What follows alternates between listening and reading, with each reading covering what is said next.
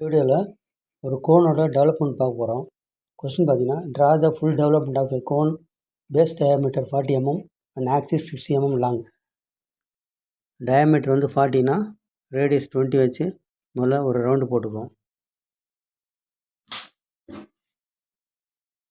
Round போட்டு அதை projection பண்ணி இதை ப்ரொஜெக்ஷன் பண்ணி இதுலேருந்து பார்த்தீங்கன்னா இது 40 mm. இந்த ஹைட்டு பார்த்தீங்கன்னா 60 mm. அப்போ இதுலேருந்து 60 mm வச்சு ஒரு புள்ளி வச்சுக்கணும். புள்ளி வச்சு ரெண்டுத்தையும் இந்த பக்கெட்டு வந்து கொஞ்சம் ஜாயின் பண்ணிக்கணும்.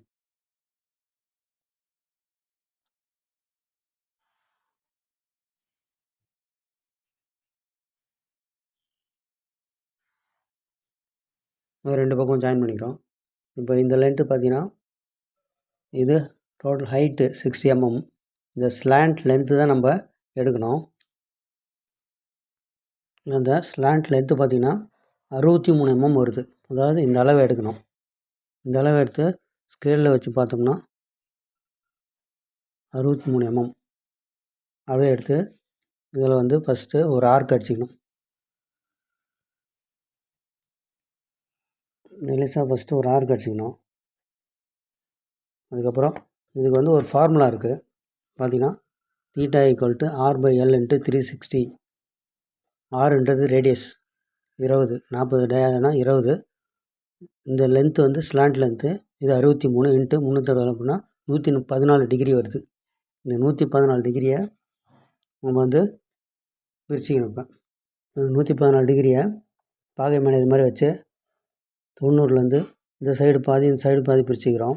20, 30, 40, 50, 57 ஒரு புள்ளி வைக்கிறோம். அதேமாதிரி இந்த சைடும் 40, 50, 57 ஒரு புள்ளி வச்சு இதை அப்படியே ஜாயின் பண்ணிக்கிறோம்.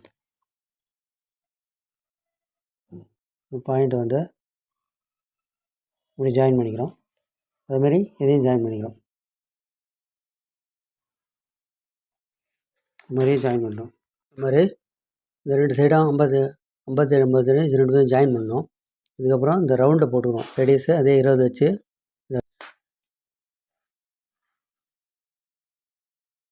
ஒரு கோனை இந்த கோனை வந்து டெவலப் பண்ணால் எப்படி இருக்குன்னு பார்க்கலாம்.